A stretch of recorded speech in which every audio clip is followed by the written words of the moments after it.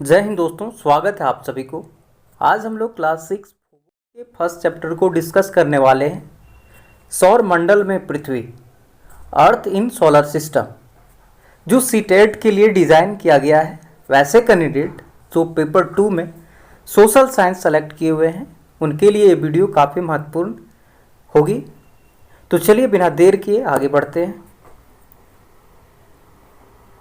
सौर मंडल, solar system क्या होता है?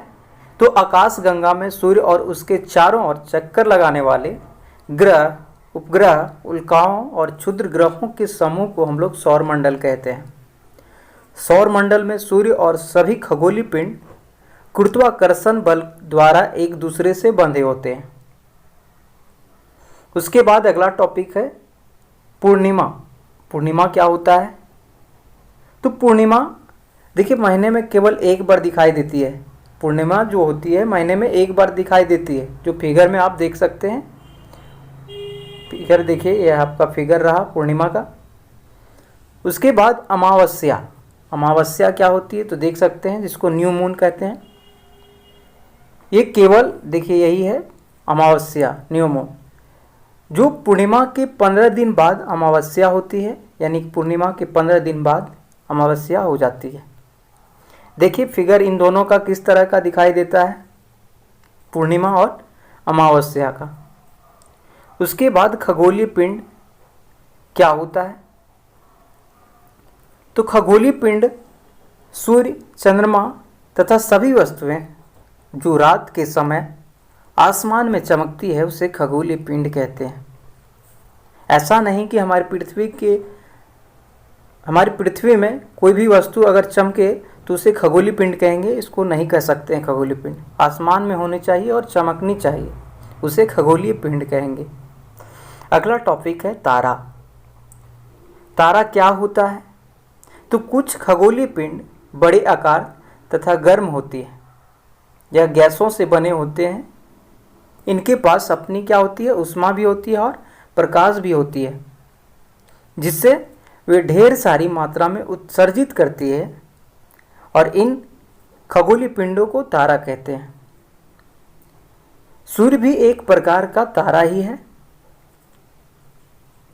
अगला टॉपिक है नक्षत्र मंडल। क्या होता है नक्षत्र मंडल? तो रात को आसमान में तारों के समूह कई प्रकार के अलग अलग आकृतियां बनाती है, यह नक्षत्र मंडल कहलाती है।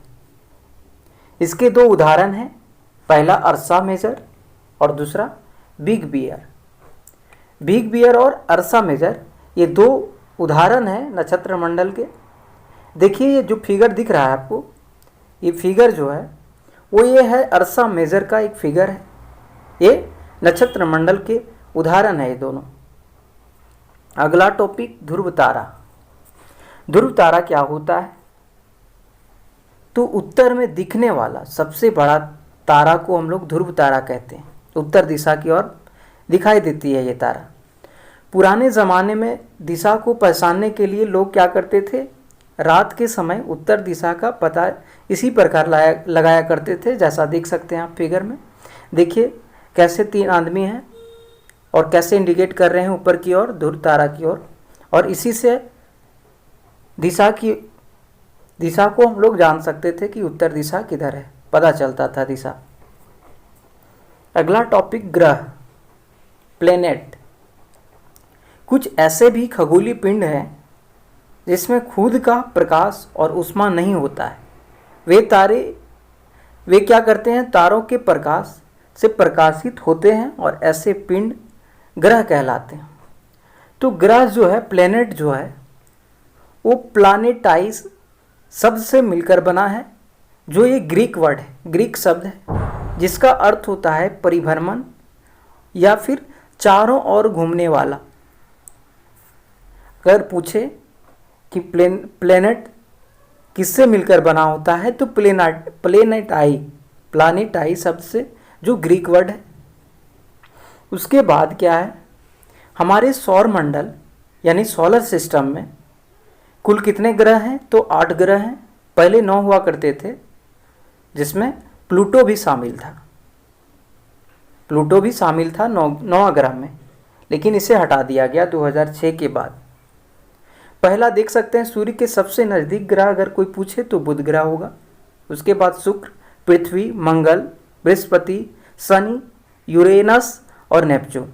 और सबसे दूर वाला ग्रह क्या कहेंगे, उसको नेपच्यून कहेंगे। पृथ्वी सूर्य से सबसे दूरी किसका है, किस ग्रह का है, तो नेपच्यून का है। और सबसे नज़दीक बुध का है।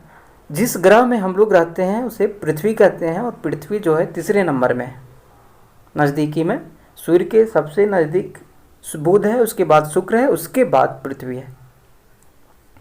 उसके बाद अगला क्या है, सूर्य, जिसको सन बोलते हैं हम लोग। सूर्य सौरमंडल के बीच में स्थित है। यह आकार में बहुत बड़ा होता है और बहुत ही गर्म गैसों से बना होता है। सूर्य का खिंचाव बल इससे सौरमंडल को बांधे रखता है। सूर्य सौरमंडल के लिए प्रकाश और ऊष्मा का एकमात्र स्रोत है।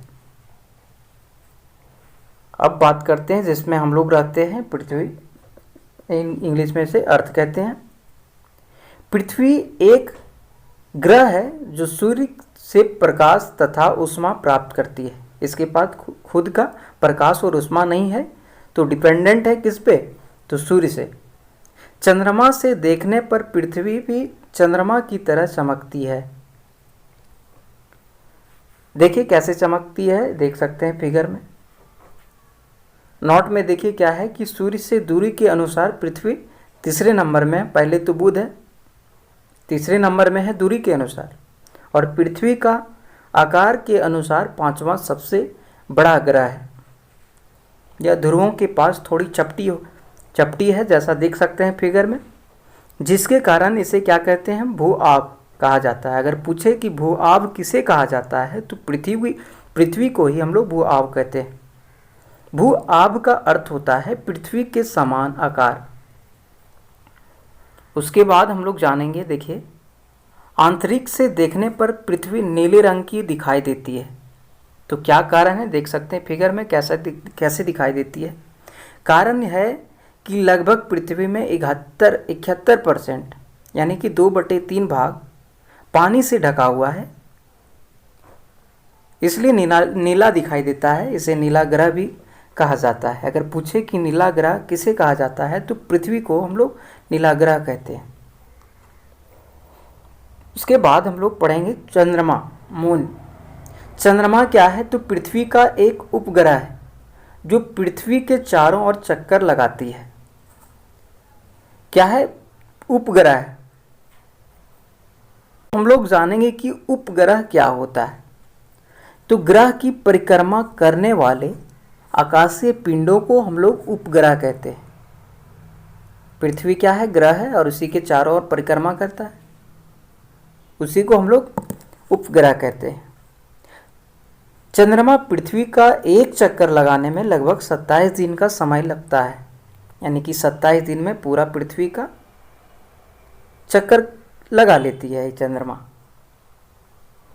उसके बाद देखिए हम लोग पढ़ते हैं जियोलॉजी, जियोमेट्री, जियोआइड क्या होता है। तो जियोलॉजी, देखिए जियो प्लस लॉजी, देखिए जैसे जुड़ा हुआ है। जियो प्लस लॉजी क्या होता है, पृथ्वी का अध्ययन, यानी कि जियोलॉजी पृथ्वी का अध्ययन कहलाता है। उसके बाद जब बात करें जियोमेट्री, तो जियोमेट्री का अर्थ होता है पृथ्वी का मापन, और अगर आइड लगा दें तो जियो आइड हो जाएगा। इसको क्या कहते हैं, तो पृथ्वी के आकार के अनुरूप। समझ में आया होगा। उसके बाद हम लोग पढ़ेंगे क्षुद्र ग्रह। क्षुद्र ग्रह क्या होता है, तो फिगर में देख सकते हैं कैसा दिखाई देता है क्षुद्र ग्रह। तारों, ग्रहों एवं उपग्रहों के अलावा भी बहुत सारे क्या हैं, पिंड हैं जो सूर्य के चारों ओर चक्कर लगाते हैं। इन पिंडों को क्षुद्र ग्रह कहते हैं। यह मंगल और बृहस्पति की कक्षाओं के बीच पाए जाते हैं। अगर पूछा जाए कि क्षुद्र ग्रह कहाँ पाए जाते हैं, तो मंगल और बृहस्पति की कक्षाओं के बीच पाए जाते हैं। देख सकते हैं फिगर इसी तरह दिखाई देता है क्षुद्र ग्रह। उसके बाद उल्का पिंड क्या होता है, फिगर में दिखाई दे रहा होगा कैसा दिखाई देता है उल्का पिंड, इसी प्रकार दिखाई देता है जैसा फिगर में दिख रहा है। सूर्य के चारों ओर परिक्रमा करने वाले पत्थरों को छोटे छोटे टुकड़ों को क्या कहते हैं हम लोग? उल्का पिंड कहते हैं। यानी कि सूर्य के चारों ओर परिक्रमा करता है, घूमता है, छोटे छोटे पत्थर, उसी को हम लोग उल्का पिंड कहते हैं। उसके बाद देखिए आकाशगंगा। आकाशगंगा हम लोग नाम सुने, तो क्या होता है आकाशगंगा? तो देखिए सौर मंडल आकाशगंगा का एक भाग है। प्राचीन भारत में ऐसी कल्पना आकाश में प्रकाश की एक बहती हुई नदी के रूप में की गई थी। जैसे फिगर में आप देख सकते हैं आकाशगंगा इस प्रकार दिखाई देती है। अगर ये वीडियो आप लोगों को अच्छा लगा, सीख पाए, समझ पाए, तो लाइक, शेयर, कमेंट और सब्सक्राइब करना ना भूलें। जय हिंद।